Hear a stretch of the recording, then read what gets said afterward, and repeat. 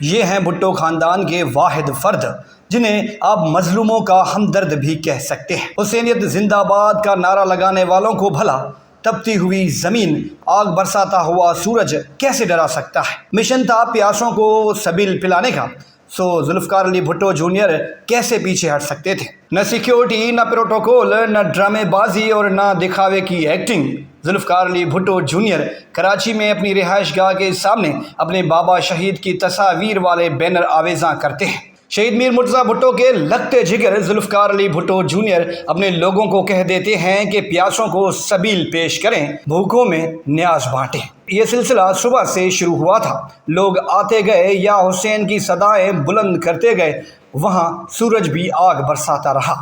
Zulfiqar Ali Bhutto junior ایک normal انسان کی طرح بلکہ ایک عظیم انسان کی طرح زمین پر بیٹھے رہے، برتن صاف کرتے رہے۔ یہ وقت کے یزید حکمرانوں کو پیغام تھا، یہ ظالم اور مظلوم کے درمیان فرق کا درس تھا، یہ جابر اور حسینی کے درمیان ایک پیغام تھا۔ ذوالفقار علی بھٹو جونیئر نے ایک بار پھر سے ثابت کیا ہے کہ مظلوم کا سہارا کیسے بننا ہے، انسانیت زندہ باد کا نعرہ کیسے بلند کرنا ہے۔ ذوالفقار علی بھٹو جونیئر چاہتا تو بلاول بھٹو زرداری اور دیگر حکمرانوں کی طرح ایئر کنڈیشن کمرے میں بیٹھ کر بیان جاری کر سکتا تھا، لیکن وہ جانتا ہے کہ حسینیت محض بیانات کا نام نہیں بلکہ پیاسوں اور بھوکوں کو اپنے ہاتھوں سے سبیل پلانا اور کھانا کھلانے کا نام ہے۔ یہ ہیں ذوالفقار علی بھٹو جونیئر، جن کی آج میں نے ویڈیو دیکھی تو میں حیران رہ گیا۔